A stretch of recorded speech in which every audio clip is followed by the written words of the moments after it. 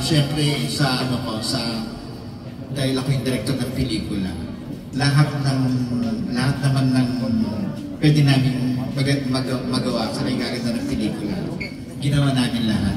Pero kung i-compare sa mga nagawa kong pelikula before, like yung Ataol Correct na mapunti ng mga awards, at saka yung Tarima, masasabi ko mas iba yung effort ng ano, kasi nga true to life story to, at saka nag-shooting kami sa malalayong lugar, Dubai, malayo, Baguio, Lanao del Norte.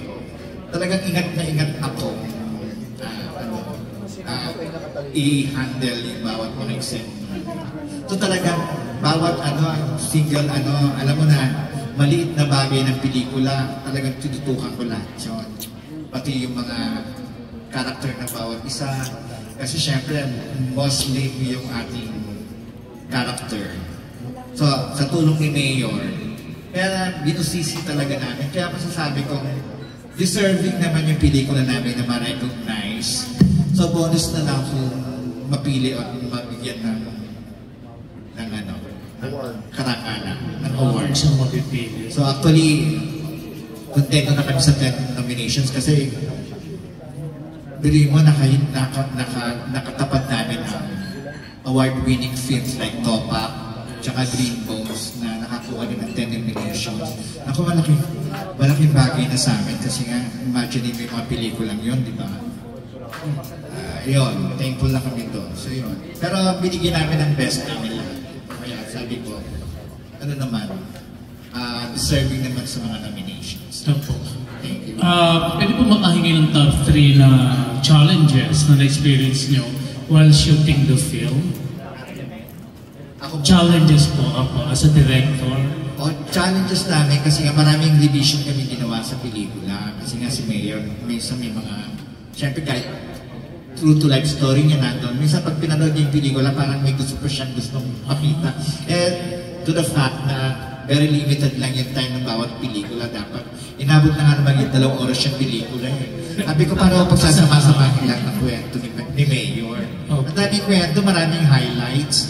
Sabi ko, paano i-edit yung pelikula? So yun ang malaking challenge sa akin. Kasi nga, gusto ni Mayor lahat ipakita, lahat ng highlight sa buhay. Ang dami nun.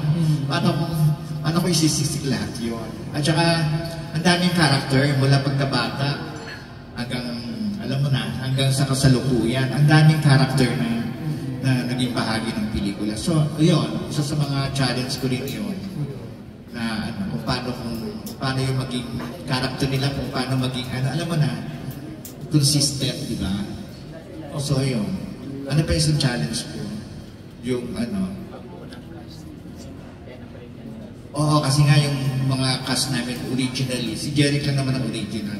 Yung mga ibang supporting cast, nung pagdating pag mag-shoot sa Lanao, takot na, gumagawa na ng dahilan. Ayaw pala nila mag-shoot sa Mindanao. Sa Mindanao. So mahirap gumawa ng artista na hindi pa nakakarating ng Mindanao. Tapos dadali mo sa Lanao del Norte. So alam mo na mahirap gumawa ng artista na dadali mo doon. So isa sa mga malaking challenge namin lahat siya. Sa lahat po ng kinaso, si Jeric lang natira? Oo, si Jeric wala kaming at talagang kami kay Jeric kasi nga wala ko talaga ang supporta niya, tsaka madaling kausap. Okay. Opo. Ang manager niya yata si Sheila. Kaya daling kausap. O, yun lang. Kaya pa, challenge.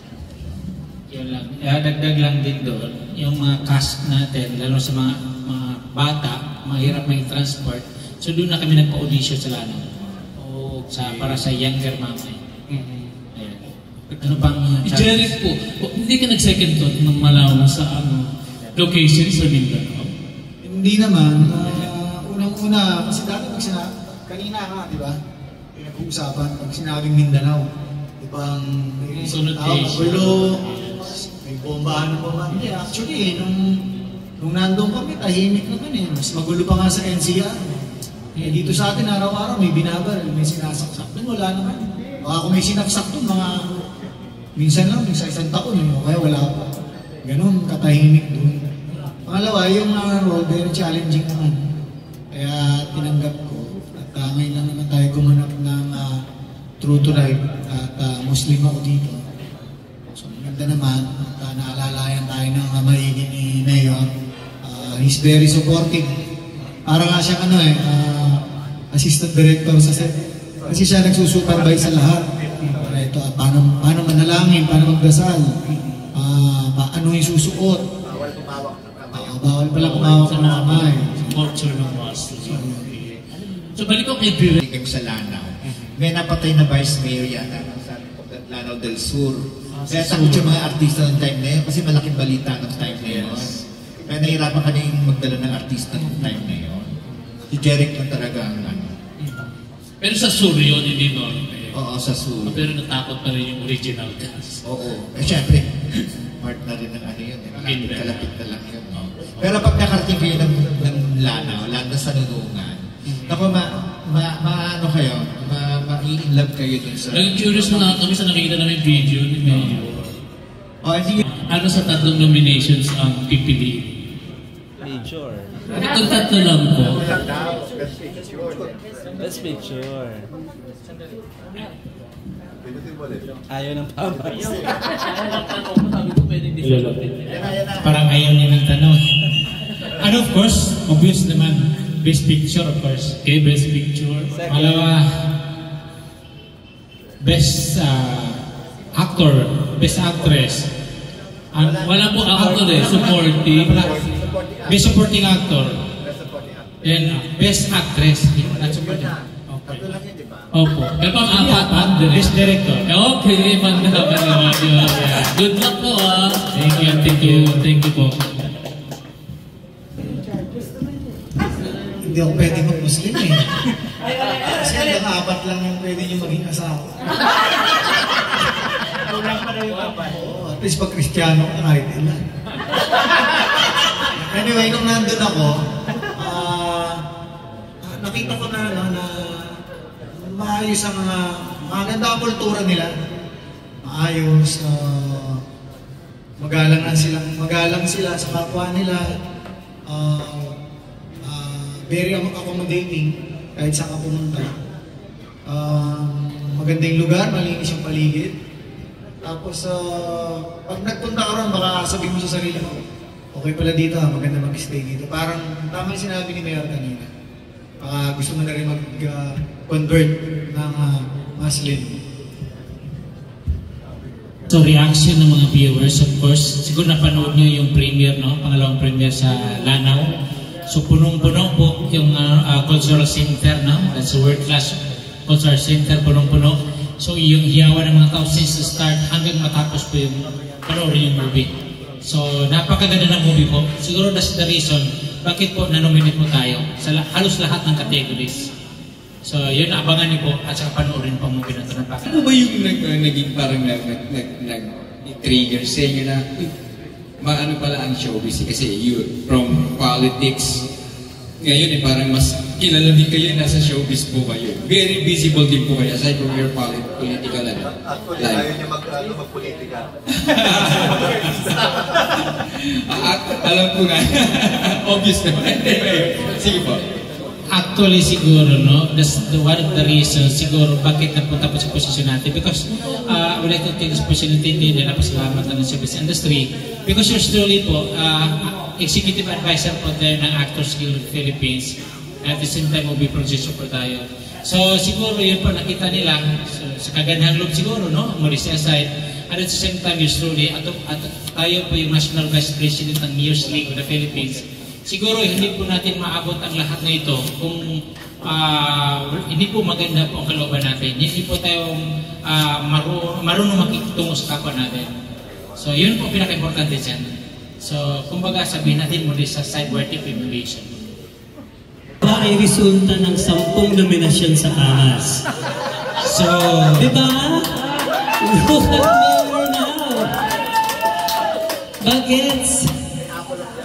Parang additional ano yan parang additional bonus na yan. Ayan.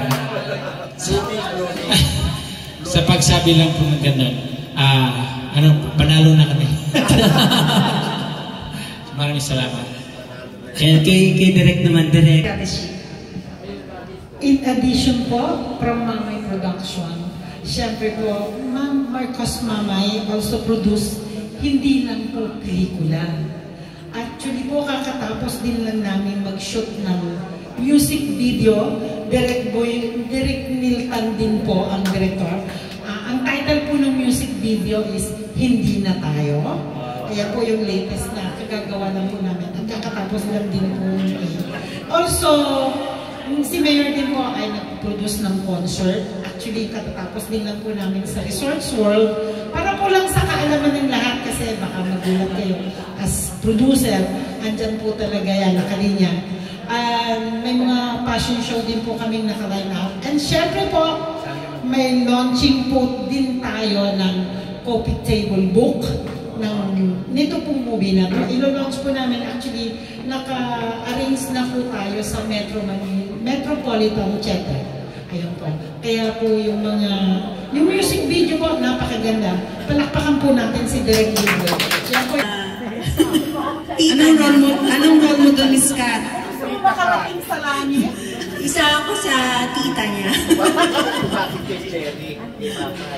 Yes, malabo. Isa ako sa nanlalandi kay Kuya Jeric doon. Kasi yung gusto ni Jeric, si Pia, ikaw yung lumagita kay ano.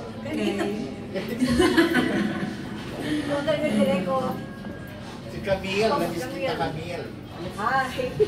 Artista ka sa ikaw lang sa langit. Ako lang sa langit. Yung ilaw na to. Ilaw. Ang nga pala kasama ko. Si Camille Rojas, kung natatandaan ko. Camille Rojas, so salita ka daw. Ang gulo lang ako. Hi everyone. Nawala ako kasi nag-aral ako ng pathology. So, English only, di ba? Yeah, it's an Australian English. No, registered pathology na ako talaga. So, bakasyon.